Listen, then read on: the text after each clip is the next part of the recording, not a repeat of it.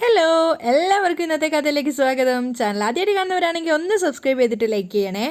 അങ്ങനെ അനാർക്കലിയുമായിട്ടുള്ള കോളിലാണ് നമ്മുടെ രാധികാമ്മ ഉള്ളത്. അത് മറിഞ്ഞ് എന്ന് കേൾക്കുകയാണ് ഗീതുവും ഗോവിന്ദും.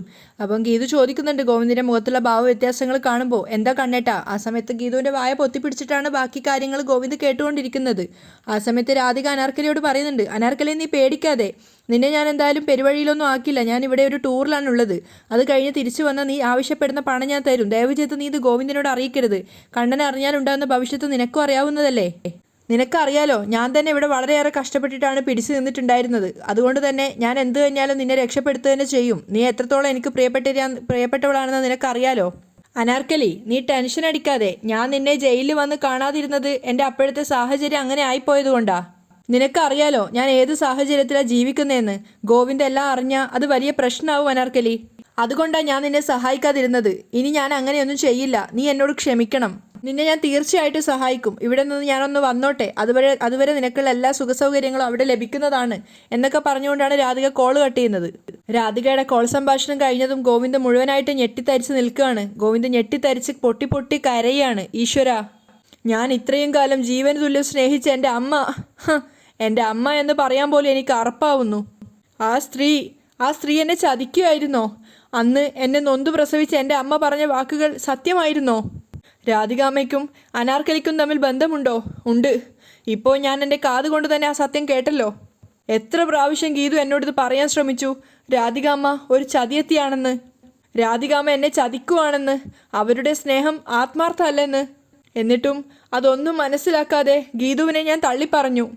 രാധികാമ്മയാൽ എൻ്റെ ജീവൻ ആപത്തുണ്ടെന്നറിഞ്ഞിട്ടും സ്വന്തം ജീവൻ പണയം വെച്ചും അവൾ എന്നെ രക്ഷിക്കാൻ ശ്രമിച്ചു. പക്ഷെ അതൊക്കെ ഗീതുവിൻ്റെ വെറും തെറ്റിദ്ധാരണയാണെന്നും അതുമാത്രമല്ല അവൾ കാണിക്കുന്ന ഒരു കോമാളിത്തരവും കുട്ടിക്കുറുമ്പാണെന്നൊക്കെയാണ് ഞാൻ കരുതിയത്. പക്ഷേ ഒരിക്കലുമല്ല. ഗീതു എന്നെ ശരിക്കും രക്ഷിക്കാൻ തന്നെയായിരുന്നു ശ്രമിച്ചത്. അവളുടെ ജീവൻ പൊലിഞ്ഞാലും വേണ്ടില്ല, എന്നെ എങ്ങനെയെങ്കിലും രക്ഷിക്കണമെന്നുള്ളൊരു നെട്ടോട്ടമായിരുന്നു അവളുടെ ആ ഒരു കാലഘട്ടം. അതെ, അറക്കൽ തറവാട്ടിൽ എന്നെ ആത്മാർത്ഥമായിട്ട് സ്നേഹിച്ച ഒരേ ഒരാളേ ഉള്ളൂ. അതെൻ്റെ പെണ്ണാണ്, ഗോവിന്ദ് മാധവിൻ്റെ ഭാര്യ. അതെ, അവൾ ആഗ്രഹിക്കുന്ന, അവൾക്ക് ലഭിക്കാവുന്ന ഏറ്റവും നല്ല ജീവിതം തന്നെ ഞാൻ അവൾക്ക് കൊടുക്കും. രാധികാമ്മയെ ഞാൻ ഇത്രയും കാലം കണ്ണടച്ച് വിശ്വസിച്ചു. ഇത്രയും കാലം അവർക്ക് വേണ്ടിയാണ് ഞാൻ ജീവിച്ചത്. അവർ മാത്രമാണ് എൻ്റെ ലോകമെന്ന് ഞാൻ വിശ്വസിച്ചു. അവർ കഴിഞ്ഞിട്ട് എനിക്ക് എന്തുള്ളൂ എന്ന് ഞാൻ കരുതി. പക്ഷേ അല്ല, അവർ വെറും ഒരു ചതിയെത്തിയാ. എൻ്റെ അച്ഛൻ്റെ മരണത്തിന് പിന്നിലും ഒരുപക്ഷെ അവർ തന്നെ ആയിരിക്കും എന്നാണ് എനിക്കിപ്പോൾ തോന്നുന്നത്. എൻ്റെ അച്ഛൻ്റെ സ്വത്തുക്കളൊക്കെ തട്ടിയെടുക്കാൻ വേണ്ടി ഇവരൊക്കെ കൂടി മനഃപൂർവ്വം കളിച്ച കളിയായതെന്ന് വരെ എനിക്ക് തോന്നുന്നു. അനാർക്കലിയും രാധികാമ്മയും ചേർന്ന് കളിച്ച കളി. ഇതിൽ അയ്യപ്പേട്ടനും പങ്കുണ്ടോ എന്ന് എനിക്കറിയണം. എല്ലാം ഞാൻ കണ്ടെത്തും. ഞാൻ അന്വേഷിച്ചു കണ്ടെത്തും. എൻ്റെ ഗീതുവിനെ ഇനി എനിക്ക് സ്നേഹിക്കണം. അതിനി ആര് പ്രശ്നം ഉണ്ടാക്കിയാലും, എന്തൊക്കെ പ്രശ്നങ്ങൾ വന്നാലും അതൊക്കെ ഈ ഗോവിന്ദ് മാധവന് പുല്ല്. രാധികാമ്മ, അവരെ ഇനി ഞാൻ അറക്കൽ തറവാട്ടിൽ നിന്നും പുറത്താക്കും. ഇനി എനിക്ക് വേണ്ടി ജീവിച്ച, ഗോവിന്ദ് മാധവിന് വേണ്ടി ജീവിച്ച എൻ്റെ പെണ്ണായിരിക്കും അറക്കലിലെല്ലാം. എല്ലാ അർത്ഥത്തിലും ഗോവിന്ദ് മാധവിൻ്റെ ഭാര്യയായ ഗീതു ആയിരിക്കും ഇനി അറക്കൽ തറവാടിൻ്റെ അവകാശി, ഏക അവകാശി. ഇതൊക്കെ ആലോചിച്ചുകൊണ്ട് ഗോവിന്ദ് ഇങ്ങനെ മനസ്സിൽ ചിന്തിച്ചുകൊണ്ട് പൊട്ടി പൊട്ടി കരയാണ്. ആ സമയത്ത് ഗീതുവിനൊന്നും മനസ്സിലാവുന്നില്ല ഗോവിന്ദ് എന്തിനാ ഇങ്ങനെ കരയുന്നതെന്ന്. അപ്പോൾ ഗീതു ചോദിക്കുന്നുണ്ട്, എന്താ കണ്ണേട്ടാ, എന്തു പറ്റി? കണ്ണേട്ടൻ ആകെ അപ്സെറ്റ് ആണല്ലോ. റിസോർട്ടിൻ്റെ പുറത്തു നിന്നും ഭയങ്കര ദേഷ്യത്തിൽ വന്ന കണ്ണേട്ടൻ ഇപ്പം എന്താ ഇങ്ങനെ കരയുന്നേ? എന്താ പറ്റിയത്? ഒന്ന് പറ കണ്ണേട്ടാ എന്നൊക്കെ ചോദിച്ച് ഗീതു ഗോവിന്ദിനെ നിർബന്ധിക്കുകയാണ്. ഗീതുവിൻ്റെ ആ നിഷ്കളങ്കമായ ചോദ്യം കേൾക്കുന്ന സമയത്ത് ഗോവിന്ദ് ഗീതുവിനെ തന്നോട് ചേർത്ത് പിടിക്കുകയാണ്. അതിനുശേഷം കരഞ്ഞുകൊണ്ടിരിക്കുന്ന ഗീതുവിൻ്റെ കണ്ണുനീര് തുടയ്ക്കുകയാണ്. എന്നിട്ട് അവളെ ഒന്നുകൂടി തന്നോട് ചേർത്ത് അണച്ചു പിടിച്ചുകൊണ്ട് ഗോവിന്ദ് പറയുന്നുണ്ട്, നീ മാത്രമേ ഉള്ളൂ എനിക്ക്. നീ മാത്രം. നീയാണ് എന്നെ ആത്മാർത്ഥമായിട്ട് സ്നേഹിച്ച പെണ്ണ്. നീയാണ് എൻ്റെ കൂടെ നിന്ന പെണ്ണ്. നീയാണ് എനിക്ക് വേണ്ടി ജീവിച്ച പെണ്ണ്. ഇനി എനിക്ക് നീ മാത്രമേ ഉള്ളൂ. നീ മാത്രമേ ഉണ്ടാവുള്ളൂ. അതും പറഞ്ഞ് ഗീതുവിനെ കെട്ടിപ്പിടിച്ച് ഒന്നുകൂടെ പൊട്ടിക്കരയാണ്. അത് കേട്ടിട്ട് ഗീതുവിനൊന്നും മനസ്സിലായില്ല. അവൾ ചിന്തിക്കുന്നുണ്ട്, ഈ കണ്ണേട്ടൻ എന്തൊക്കെയാ ഈ പറയുന്നേ? അവൾക്കാകെ ഒരു പേടി തോന്നുകയാണ് ഗോവിന്ദിൻ്റെ ആ ഒരു മാറ്റം കാണുന്ന സമയത്ത്. അവൾ ചിന്തിക്കുന്നുണ്ട്, ഈശ്വര, എന്ത് പറ്റിയതായിരിക്കും കണ്ണേട്ടന്? കണ്ണേട്ടൻ എന്തായിരിക്കും ഇങ്ങനെയൊക്കെ പറയുന്നേ? എപ്പോഴും ഇങ്ങനെയൊന്നും പറയാറില്ലല്ലോ. ഈ മനുഷ്യൻ എന്തോ സംഭവിച്ചിട്ടുണ്ട്. രാധികാമ്മ ആരോടായിരിക്കും സംസാരിച്ചിട്ടുണ്ടാവുക? രാധികാമ്മ അനാർക്കലി എന്ന് വിളിച്ച പേര് നല്ല പരിചയം തോന്നുന്നുണ്ടല്ലോ. ഈ അനാർക്കലിയും രാധികാമ്മയും തമ്മിൽ എന്തായിരിക്കും ബന്ധം? ഈ രാധികാമ്മയും അനാർക്കലിയും തമ്മിൽ എന്തോ ഒരു ബന്ധമുണ്ട്. അത് കേട്ടതിന് ശേഷമാണ് കണ്ണേട്ടൻ അപ്സെറ്റ് ആയത്. എന്തായാലും അതൊക്കെ കണ്ടുപിടിച്ചേ പറ്റൂ എന്ന് ചിന്തിച്ചുകൊണ്ട് ഗോവിന്ദനെ തന്നെ നോക്കി നിൽക്കുകയാണ് ഗീതു.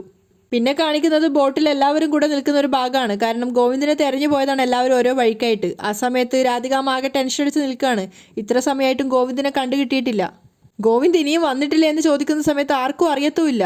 ഈശ്വര, കണ്ണനിത് എവിടെയായിരിക്കും പോയത് എന്നൊക്കെ ആലോചിച്ചുകൊണ്ട് രാധികാമ്മ ആകെ ടെൻഷൻ അടിക്കുകയാണ്. അപ്പോഴേക്കും ഗീതു ചോദിക്കുന്നുണ്ട് ഗോവിന്ദനോട്, കണ്ണേട്ടാ നമുക്ക് രാധികാമ്മയോട് കാര്യങ്ങൾ പറയണ്ടേ? അപ്പോൾ ഗോവിന്ദ് പറയാണ്, വേണ്ട, ആരോടും ഒന്നും പറയണ്ട, എനിക്കറിയാം എന്ത് ചെയ്യണമെന്ന് എന്ന് പറഞ്ഞ് ഗോവിന്ദ് തൻ്റെ ഫോൺ എടുത്തിട്ട് രാധികാമ്മയ്ക്ക് മെസ്സേജ് അയക്കുകയാണ്. ഞാൻ പോവുക, വീട്ടിലേക്ക് പോവുക എന്ന് പറഞ്ഞിട്ടാണ് മെസ്സേജ് അയച്ചത്. രാധികയുടെ ഫോണിലേക്ക് മെസ്സേജ് ടോണ് വന്നത് രാധിക പറയുന്നുണ്ട്, ഒരു മെസ്സേജ് വന്നിട്ടുണ്ടല്ലോ, ഇതാ കണ്ണൻ അയച്ചിരിക്കുന്നത്. എന്താ എന്താ നോക്കമ്മേ, പ്രിയാണ് ആവേശത്തോടെ പറയുന്നത്. ആ സമയത്ത് രാധിക ഫോൺ എടുത്ത് നോക്കുമ്പോൾ ഗോവിന്ദിൻ്റെ മെസ്സേജ് ഉണ്ടായിരുന്നു, അമ്മേ ഞാൻ പോകുക വീട്ടിലേക്ക്. ഇതെന്താ ഇങ്ങനെ? അവൻ വീട്ടിലേക്ക് പോയെന്ന്. അതെന്താ, അവനെന്തായിരിക്കും വീട്ടിലേക്ക് പോയത്? രാധിക ഇങ്ങനെ സ്വയം എല്ലാവരും കേൾക്കാൻ വേണ്ടി പറയാണ്. രാധിക ആകെ കൂടെ ടെൻഷൻ അടിച്ചിട്ട് വേഗം ഗോവിന്ദിൻ്റെ ഫോണിലേക്ക് വിളിക്കുകയാണ്. പക്ഷേ ഗോവിന്ദ് എത്ര വിളിച്ചിട്ടും കോൾ അറ്റൻഡ് ചെയ്യുന്നുണ്ടായിരുന്നില്ല. ഗോവിന്ദ് കോൾ അറ്റൻഡ് ചെയ്യാത്തത് കണ്ടപ്പോൾ ഗീതു ചോദിക്കുന്നുണ്ട്, എന്താ കണ്ടിട്ടാ ഫോൺ എടുക്കാത്തത്? ഫോൺ എടുത്ത് സംസാരിക്കേ. ആ സമയത്ത് ഗോവിന്ദ് പറയുന്നുണ്ട്, വേണ്ട, ഞാൻ പറഞ്ഞില്ലേ എനിക്കിനി നീ മാത്രമേ ഉള്ളൂ എന്ന്. നീ മാത്രമേ ഉള്ളൂ, ആരുടെയും കോളിന് ഞാൻ എടുക്കുന്നില്ല എന്ന് കുറച്ചൊരു ഗൗരവത്തോടെയാണ് പറയുന്നത്. അപ്പോഴും ഗീതുവിന് കാര്യമൊന്നും മനസ്സിലായിട്ടില്ല. ആ സമയത്ത് രാധിക പറയുന്നുണ്ട്, ഞാൻ വിളിച്ചിട്ട് കണ്ണൻ കോൾ എടുക്കുന്നില്ലല്ലോ, നീ ഒന്ന് വിളിച്ചു നോക്ക്. പ്രിയയോട് പറയാണ്. പ്രിയ വിളിച്ച സമയത്തും ഗോവിന്ദ് കോൾ അറ്റൻഡ് ചെയ്യുന്നില്ല. ആ സമയത്ത് പിന്നെ എല്ലാവർക്കും ടെൻഷൻ ആവാൻ തുടങ്ങി. അല്ല, ബോട്ട് കേടാണല്ലോ, മാനേജർ എവിടെ? മാനേജർ അപ്പോഴേക്കും അവിടേക്ക് വരികയാണ്. അപ്പോൾ ഇന്ദ്രജിത്തിനോട് ചോദിക്കുന്നുണ്ട്, അല്ല ബോട്ട് റെഡിയായോ? ബോട്ട് ഇതുവരെ റെഡി ആയിട്ടില്ല മാഡം, നാളെ ആവുമെന്നാണ് തോന്നുന്നത്. അയാൾ പറയുന്ന കേട്ടതും രാധിക ചിന്തിക്കുന്നുണ്ട്, ഈശ്വര, അപ്പോൾ പിന്നെ കണ്ണൻ എങ്ങനെയാ നാട്ടിലെത്തി? അവൻ എങ്ങനെയായിരിക്കും പോയിട്ടുണ്ടാവുക? രാധിക എല്ലാവരോടും ചോദിക്കുകയാണ്. ആ സമയത്ത് കാഞ്ചന സ്വതസിദ്ധമായിട്ട് പറയുന്നുണ്ട്, ഒരു വേള തണ്ണി കുതിച്ച് നീന്തി പോയിട്ടുണ്ടാവും, അങ്ങനെ പോവാനേ സാധ്യതയുള്ളൂ. കാഞ്ചനയുടെ സംസാരം കേട്ടപ്പോഴും പ്രിയ ആകെ ടെൻഷനാവാണ്. പ്രിയ പറയുന്നുണ്ട്, ഈശ്വര, എൻ്റെ ഗോവിന്ദേട്ടൻ എന്തോ പറ്റിയിട്ടുണ്ട്. ഇത് ഗോവിന്ദേട്ടനെ കൊണ്ട് ആരോ അയപ്പിച്ചതാ. എനിക്ക് ഉറപ്പുണ്ട് എൻ്റെ ഗോവിന്ദേട്ടൻ എന്തോ പറ്റി. പ്രിയേ, നീ ഇങ്ങനെ ടെൻഷൻ അടിക്കാതെ, വിനോദ് പറയുന്നുണ്ട്. ഇല്ല, കാഞ്ചനൊക്കെ പറയുന്നതിലും എന്തോ ശരിയുണ്ട് അമ്മേ. കാരണം ഈ ബോട്ട് കേടായിട്ടു പിന്നെ എങ്ങനെയായിരിക്കും ഗോവിന്ദേട്ടൻ പോയത്? ഗോവിന്ദേട്ടൻ ആരോ തട്ടിക്കൊണ്ട് പോയതാ. അവർ നിർബന്ധിച്ചിട്ടായിരിക്കും ഗോവിന്ദേട്ടനെ കൊണ്ട് ഇങ്ങനെ ഒരു മെസ്സേജ് അയപ്പിച്ചത്. അതുകൊണ്ടായിരിക്കില്ലേ കോൾ വിളിച്ചിട്ട് അറ്റൻഡ് ചെയ്യാത്തത്? അല്ലെങ്കിൽ എൻ്റെ കോള് കണ്ടാൽ ഗോവിന്ദേട്ടൻ എന്തായാലും എടുക്കേണ്ടതാണ്. അല്ലാതെ ഗോവിന്ദേട്ടന് വീട്ടിൽ പോവേണ്ട കാര്യം എന്താ? നമ്മളെല്ലാവരും ഇവിടെ ഇല്ലേ, പിന്നെ ഏട്ടൻ മാത്രം എന്തിനാണ് വീട്ടിൽ പോകുന്നത്? അത് കേട്ട സമയത്ത് രാധിക ഉൾപ്പെടെ എല്ലാവർക്കും തോന്നുവാണ്, അത് ശരിയാണ്, എന്തോ സംഭവിച്ചിട്ടുണ്ട്. മുഖംമൂടി അണിഞ്ഞു വന്ന് വരുണിനെ തല്ലിയത് കിഷോർ ആണെങ്കിലും ഇവിടെ വേറെന്തൊക്കെയോ നടക്കുന്നുണ്ട്. കണ്ണൻ്റെ ബിസിനസ് എതിരാളികളായ ആരെങ്കിലും കണ്ണനെ ഉപദ്രവിച്ചോ എന്നൊരു ടെൻഷൻ എനിക്കുണ്ട്. രാധിക പറയാണ്, അങ്ങനെ എന്തെങ്കിലും സംഭവിച്ചിട്ടുണ്ടെങ്കിൽ ഈശ്വര, എൻ്റെ മോൻ.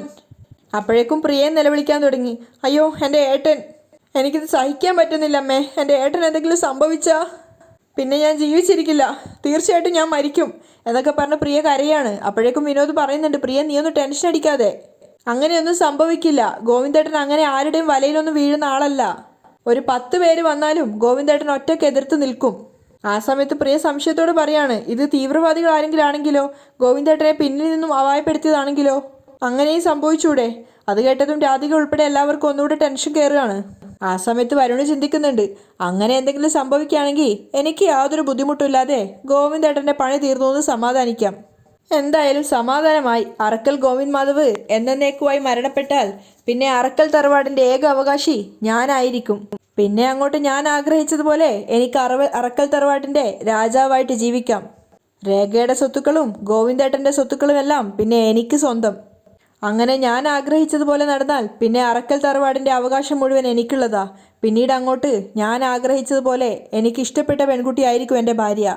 അതിനുശേഷം രേഖയുടെ മുഖത്ത് നോക്കി വരുണ് ചിന്തിക്കുകയാണ്, എടി രേഖേ, നിന്നെ ഞാൻ എന്നേക്കുമായി എൻ്റെ ജീവിതത്തിൽ നിന്ന് ഒഴിവാക്കും, നിന്റെ സ്വത്തുക്കളൊക്കെ തട്ടിയെടുത്തതിന് ശേഷം. വരുണിൻ്റെ മനസ്സിൽ ഒരുപാട് കുതന്ത്രങ്ങൾ മെനയുന്നുണ്ടായിരുന്നു ആ സമയം കൊണ്ട്. ആ സമയം കാണിക്കുന്നത് പിന്നീട് ഗോവിന്ദിനെയാണ്. ആ സമയത്ത് ഗീതു പറയുന്നുണ്ട്, എന്തു പറ്റി കണ്ണേട്ടാ? കണ്ണേട്ടൻ നല്ല ടെൻഷനിലാണല്ലോ, കണ്ണേട്ടന് എന്താ വിഷമമുള്ളത്, അത് എന്നോട് കൂടെ പറ. ആ സമയത്ത് ഹൃദയം പൊട്ടുന്ന വേദനയോടെ ഗോവിന്ദ് പറയുന്നുണ്ട്, ഒന്നുമില്ല ഗീതു, നമ്മൾ പലരെയും ആത്മാർത്ഥമായിട്ട് സ്നേഹിക്കും, എന്നാൽ എല്ലാവരും നമ്മളെ ഇങ്ങോട്ടേക്ക് സ്നേഹിക്കുന്നത് അതുപോലെ ആയിരിക്കണമെന്നില്ല അല്ലേ? അങ്ങനെയൊക്കെ നമ്മൾ വിചാരിക്കുന്നത് വെറുതെ ആണല്ലേ ഗീതു?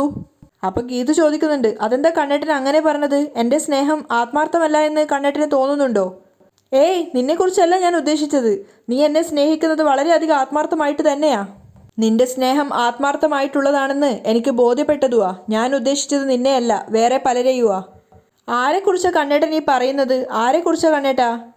പ്രിയയാണോ കണ്ണേട്ടൻ ഉദ്ദേശിച്ചത്? ഏയ് അല്ല മോളെ. അത് വിട്, അതൊന്നും ഇനി പറഞ്ഞിട്ട് കാര്യമില്ല. ഗോവിന്ദ് സങ്കടത്തോടെ പറഞ്ഞ് അവസാനിപ്പിക്കാൻ ശ്രമിക്കുകയാണ്. എല്ലാവരും അവരവരുടെ കാര്യങ്ങൾ മാത്രം നോക്കി ജീവിക്കുന്നവരാ. നീ പറഞ്ഞതാ ശരി. ചിലപ്പോൾ എൻ്റെ ജീവൻ അപകടത്തിലായിരിക്കാം. അങ്ങനെ എനിക്കെന്തെങ്കിലും സംഭവിച്ചാൽ നീ എന്തു ചെയ്യും ഗീതു? ആ സമയത്ത് കണ്ണീരോടെ ഗീതു അവൻ്റെ വായ പൊത്തിപ്പിടിക്കുകയാണ്. വേണ്ട, അരുത്, അങ്ങനെയൊന്നും പറയരുത്. കണ്ണേട്ടൻ എന്തെങ്കിലും സംഭവിച്ചാൽ പിന്നെ ഞാൻ ജീവനോടെ ഉണ്ടാവില്ല. പിന്നെ ഞാൻ എന്തിനാ ജീവിച്ചിരിക്കുന്നേ? ആർക്ക് വേണ്ടിയാ ജീവിക്കുന്നേ? എൻ്റെ കണ്ണേട്ടൻ ഒന്നും സംഭവിക്കാതിരിക്കാനാ ഞാൻ ജീവിക്കുന്നത്. ഞാൻ ജീവിച്ചിരിക്കുന്നിടത്തോളം കാലം എൻ്റെ കണ്ണേട്ടൻ ഒന്നും സംഭവിക്കില്ല. അങ്ങനെ കണ്ണേട്ടനെ എന്തെങ്കിലും ചെയ്യണമെങ്കിൽ എന്നെ കൊന്നിട്ട് വേണം കണ്ണേട്ടനെ തൊടാൻ. ഗീതു നെഞ്ചു പൊട്ടുന്ന സങ്കടത്തോടെയാണ് പറയുന്നത്. അത് കേട്ടതും ആ പ്രണയത്തിൻ്റെ ആത്മാവ് അറിയുന്നത് കൊണ്ട് തന്നെ ഗോവിന്ദ് അവളെ ഒന്നുകൂടെ ചേർത്ത് പിടിച്ച് അവൾക്ക് ഒരുപാട് ഉമ്മകളൊക്കെ കൊടുക്കുകയാണ്. ആ ഉമ്മകൾ അവരുടെ പ്രണയത്തിൽ നിന്നും അതുപോലെ തന്നെ അവരുടെ ദാമ്പത്യത്തിലേക്ക് കൂടി വഴിമാറുകയായിരുന്നു. രാധികാമ്മയെ വെല്ലുവിളിച്ചതുപോലെ തന്നെ 2 ദിവസത്തിനകം ഗോവിന്ദിൻ്റെ ഭാര്യയാവുക എന്നുള്ള ഗീതുവിൻ്റെ ശബ്ദം അവിടെ പൂർണ്ണമാവുകയാണ്. രാധികാമ്മയും കൂട്ടരെയും സംബന്ധിച്ചിടത്തോളം ഗോവിന്ദ് വീട്ടിലെത്തി എന്നുള്ളതാണ് അവർക്കുള്ള ഒരു ആശ്വാസം. പക്ഷെ അതേസമയം അവർക്ക് അരികിൽ തന്നെ ഗീതുവിൻ്റെയും ഗോവിന്ദിൻ്റെയും ഒരു അടിപൊളി ശാന്തി മുഹൂർത്തം തന്നെയായിരുന്നു നടക്കുന്നുണ്ടായിരുന്നത്. ഇത്രയും കാലം നമ്മൾ കാത്തിരുന്ന ഗീതാ ഗോവിന്ദം ഒന്നാവുന്ന ആ ഒരു നിമിഷം തന്നെയായിരുന്നു. ഗീതുവും ഗോവിന്ദും ആഗ്രഹിച്ചതുപോലെ തന്നെ എല്ലാ അർത്ഥത്തിലും ഗീതുവിനെ ഒരു അത്രയേറെ പ്രിയങ്കരിയായ തൻ്റെ ഭാര്യ അത്രയേറെ സ്നേഹത്തോടെ ഒരു ഭർത്താവ് ആലിംഗനം ചെയ്തും അവൾ എങ്ങനെയൊക്കെയാണ് ആഗ്രഹിച്ചത് അതുപോലെ അവളെ എടുത്തും കിടത്തിയും ഒക്കെയുള്ളൊരു അടിപൊളി ഫസ്റ്റ് നൈറ്റ് തന്നെയായിരുന്നു അവർക്കിടയിൽ ഉണ്ടായിരുന്നത്. രാധികാമ്മയെ വെല്ലുവിളിച്ചതുപോലെ തന്നെ നമ്മുടെ ഗീതു അങ്ങനെ ആ വെല്ലുവിളിയിൽ 2ാമത്തെ ദിവസം തന്നെ ആയപ്പോഴേക്കും ഗോവിന്ദിൻ്റെ ഭാര്യയായിരിക്കുന്നു. ആ വെല്ലുവിളി വിജയിച്ചിരിക്കുന്നു. അങ്ങനെ എല്ലാ അർത്ഥത്തിലും ഗോവിന്ദിൻ്റെ ഭാര്യയായി അറക്കൽ വീട്ടിലെ പുതിയൊരു അവകാശിയായിട്ട് തന്നെ ഗീതു പിറവിയെടുക്കുകയാണ്. ഇനിയുള്ളത് എന്താണെന്ന് വെച്ചാൽ അനാർക്കലിയുമായിട്ട് രാധികാമ്മയ്ക്ക് പങ്കിട്ടെന്നുള്ളത് ഗോവിന്ദിന് മനസ്സിലായിരിക്കുകയാണ്. അങ്ങനെയാണെങ്കിൽ തൻ്റെ അച്ഛനെ ചതിച്ചതിന് പിന്നിൽ അനാർക്കലിയും അതോടൊപ്പം തന്നെ രാധികാമ്മയും ഉണ്ടെന്നുള്ളത് ഗോവിന്ദിന് ഏറെക്കുറെ ബോധ്യമാവുകയാണ്. അങ്ങനെയാണെങ്കിൽ തൻ്റെ അച്ഛൻ്റെ മരണത്തിന് പിന്നിലും രാധികാമ്മയുടെ കൈകൾ ഉണ്ടാവുന്നുള്ളതും ഗോവിന്ദ് വിശ്വസിക്കുന്നുണ്ട്. അങ്ങനെയാണെങ്കിൽ ഇനി അറക്കൽ തറവാടിൻ്റെ അവകാശി രാധികയോ വരുണോ ആരുമല്ല, ഗീതുവാണ്. എല്ലാ അർത്ഥത്തിലും അറക്കൽ തറവാട് അടക്കി ഭരിക്കാനുള്ള അവകാശം ഗീതുവിന് ഗോവിന്ദ് കൈമാറുകയാണ്. അങ്ങനെയാണെങ്കിൽ ഇനി അങ്ങോട്ട് രാധികാമ്മയ്ക്കും വരുണും ഇത് തീർച്ചയായിട്ടും ഒരു തിരിച്ചടി തന്നെ ആയിരിക്കും. എല്ലാ അർത്ഥത്തിലും ഗീതുവിൻ്റെ കയ്യിൽ തന്നെയാണ് ഇനി അധികാരം ഉണ്ടാവുക. തീർച്ചയായിട്ടും ഇത്രയും കാലം താൻ വിശ്വസിച്ചത് താനൊരു സാരിത്തുമ്പിൽ എന്ന പോലെ രാധികാമ്മയുടെ സാരിത്തുമ്പിൽ കെട്ടിത്തൂക്കിയ ഒരു പാവയെ പോലെയായിരുന്നു ഗോവിന്ദ് ഇത്രയും കാലം ജീവിച്ചുകൊണ്ടിരുന്നത്. അപ്പോൾ ഇത്രയും കാലം താൻ വിശ്വസിച്ചത് തൻ്റെ സ്വന്തം അമ്മയെക്കാളും കൂടുതലേറെ സ്നേഹിച്ചത് ഒരു ചുടലയക്ഷിയാണെന്നുള്ളത് ഗോവിന്ദ് മനസ്സിലാക്കിയിരിക്കുകയാണ്. ഇത്രയും കാലം തൻ്റെ പ്രിയമോളും വരുണും രാധികാമ്മയും എല്ലാം തനിക്ക് സ്വന്തമായിരുന്നു. പക്ഷേ രക്തബന്ധത്തിലില്ലാത്ത ഒരാൾ പോലും തന്നെ ആത്മാർത്ഥമായിട്ട് സ്നേഹിക്കുന്നില്ല എന്നുള്ള സത്യം ഗോവിന്ദ് മനസ്സിലാക്കുവാണ്. ഒരു എഗ്രിമെൻറ്റിൽ കല്യാണം കഴിച്ചിട്ടാണ് ഗീതു തൻ്റെ ജീവിതത്തിൽ വന്നതെങ്കിലും ഒരു തവണ പോലും ആ എഗ്രിമെൻറ്റിലല്ലായിരുന്നു ഗീതു തന്നോടൊപ്പം ഉണ്ടായിരുന്നത്. എനിക്ക് വേണ്ടി മരിക്കാൻ തയ്യാറായി ജീവിച്ചൊരു പെണ്ണ്, എനിക്ക് എന്തെങ്കിലും സംഭവിക്കുമെന്ന് പേടിച്ചിട്ട് എനിക്ക് മുന്നേ സഞ്ചരിച്ചവൾ, അവളുടെ ജീവൻ പണയം വെച്ചും എന്നെ രക്ഷിക്കാനുള്ള തയ്യാറെടുപ്പിലായിരുന്നു അവൾ. സ്കൂട്ടറിന് മുന്നിലും പിന്നിലും ക്യാമറ വെച്ചിട്ട് വരെ രണ്ടാനമ്മയുടെ എല്ലാ തെറ്റുകുറ്റങ്ങളും തനിക്ക് മുന്നിൽ തെളിയിക്കാൻ അവൾ ഒരുപാട് ശ്രമിച്ചു. പക്ഷെ അവളുടെ ആ കാര്യപ്രാപ്തി മുഴുവൻ താനൊരു കോമാളിത്തരം മാത്രമായിട്ട് കണ്ടു. കാരണം ഭർത്താവിനോടുള്ള അമിതമായ സ്നേഹം കാരണം അല്ലെങ്കിൽ തന്നോടുള്ള ഒരു അമിതമായ ഒരു കമ്മിറ്റ്മെൻറ്റ് കൊണ്ട് ഗീതു കാട്ടിക്കൂട്ടിയ ഒരു പ്രഹസനം മാത്രമായിരുന്നു അതെന്ന് വിശ്വസിച്ചു. പക്ഷെ അതായിരുന്നു യാഥാർത്ഥ്യം എന്നുള്ളത് ഗോവിന്ദിന് മനസ്സിലായിരിക്കുകയാണ്. അതുകൊണ്ട് തന്നെ ഇനി ഗീതുവിനെ ഗോവിന്ദ് ചേർത്ത് പിടിക്കും. ഇനി പ്രിയയും രാധികാമ്മയും എന്നല്ല, ആര് പറഞ്ഞാലും അറക്കൽ തറവാട്ടിൽ തൻ്റെ ബെഡ്റൂമിൽ തന്നെ ഗീതുവിനെ ഗോവിന്ദ് ചേർത്ത് പിടിച്ചു കൊണ്ടുപോകും. ഇനി ആരെതിർത്താലും അറക്കൽ തറവാട്ടിൽ തൻ്റെ ഭാര്യയായിട്ട് തന്നെ ഗീതു തുടരുന്നുള്ളത് ഗീതുവിന് അവൻ വാക്ക് കൊടുക്കുകയാണ്. അറക്കൽ തറവാടിൻ്റെ താക്കോൽ ഗീതുവിനെ ഏൽപ്പിക്കുന്നതോടൊപ്പം തന്നെ തൻ്റെ സ്വത്തുവകകൾ മുഴുവൻ നിയന്ത്രിക്കാനുള്ള അവകാശവും ഗീതുവിനെയാണ് ഗോവിന്ദിനെ ഏൽപ്പിക്കുന്നത്. ആ അവസരത്തിൽ ഇനി അനാർക്കലിക്കുള്ള 10 കോടി രൂപ രാധികാമ്മ എങ്ങനെ കൊടുക്കുന്നുള്ളത് നമുക്ക് കാത്തിരുന്ന് തന്നെ ഒന്ന് കണ്ടു നോക്കാം. ഇനി അങ്ങോട്ടുള്ള എല്ലാ എപ്പിസോഡുകളും അടിപൊളി തന്നെയായിരിക്കും. കാരണം ഇത്രയും കാലം പ്രേക്ഷകർ കാത്തിരുന്ന ആ ഒരു മുഹൂർത്തം ഇവിടെ അവസാനിച്ചിട്ടുണ്ടായിരുന്നു. അങ്ങനെയാണ് ഇന്നത്തെ എപ്പിസോഡ് അവസാനിച്ചിട്ടുള്ളത്. അപ്പോൾ എന്തായാലും നാളത്തെ കഥ മറക്കാതെ കാണുക. ഇന്നത്തെ എപ്പിസോഡ് ഇങ്ങനെയാണ് വൈൻഡപ്പ് ചെയ്യുന്നത്.